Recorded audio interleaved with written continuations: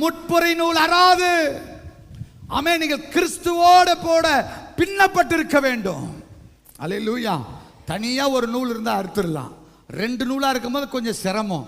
இன்னும் 3ஆக பிணைக்கப்பட்டிருக்கும் போது அது அறுப்பதற்கு சாதாரணமானது அல்ல. புருஷன் மனைவி இருக்கிறோம்.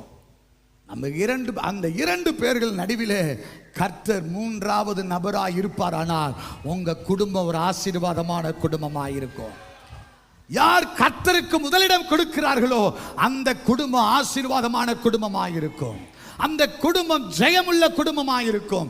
அந்த குடும்பம் வெற்றி உள்ள குடும்பமாய் இருக்கும். அல்லேலூயா, அல்லேலூயா, அல்லேலூயா. இன்னும் ஓடுகிறோம். ஆமென். ஆண்டவருடைய நாமத்திற்கு மகிமை உண்டாவதாக. அநேகருடைய வாழ்க்கையில போட்டிருப்பாங்க, இயேசு வீட்டின் தலைவர் என்று போட்டிருப்பார்கள். இயேசுக்கும் அந்த வீட்டுக்கு சம்பந்தமே இருக்காது. ஹலோ, கிறிஸ்தவ பேர் வைத்திருப்பார்கள், அவர்களுக்கு கிறிஸ்துவுக்கு சம்பந்தமே இருக்காது.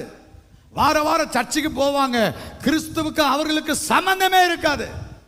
சர்ச்சுக்கு வந்துட்டா கிறிஸ்தவர்களா, பேரை வச்சுட்டு இருக்கிறோம்னா கிறிஸ்தவர்களா? இல்ல, கிறிஸ்துவோடு வாழ்கிறவர்கள் தான் கிறிஸ்தவர்கள். எத்தனை பேர் ஆமென் சொல்ல போகிறீர்கள்?